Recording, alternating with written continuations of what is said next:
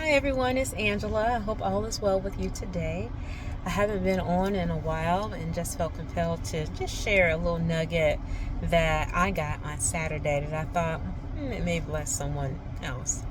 So, we have this grocery store here called Giant Grocery Store, and often there is a guy there as you walk in the door and he's asking for a donation for cancer research.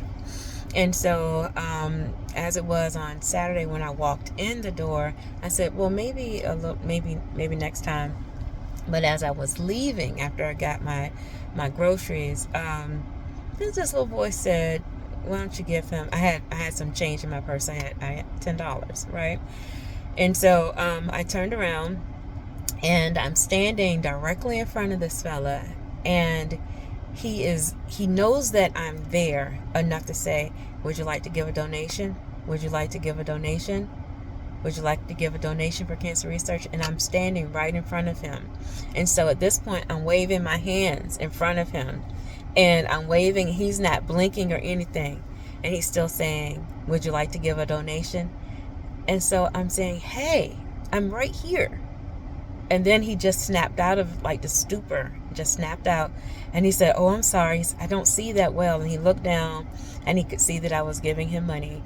And he offered me some coupons or something. And I said no. And then I left, right? And so as I am walking out of the door, I can hear him talking to someone but laughing. And he said, and so I guess the guy must have asked him, what was she doing? And he said, she was she was standing right in front of me waving, and I didn't even see her. She was trying to give me a donation. And it was at that point that I heard this very clearly as I'm going to the car, that oftentimes those of us who know the Lord, we know enough about him to ask. We trust that he is there to ask, but we don't trust enough to know that we can receive. There's a difference between having faith and having expectation. So the expectation is that when I ask, understanding that it is either God or God, that Lord, you have this, and that I can not only just ask from you, but expect to receive from you. And so I want to encourage you, as I encourage myself, to live in expectation that God is a God who sees, he's a God who hears, and he's a God who answers prayers.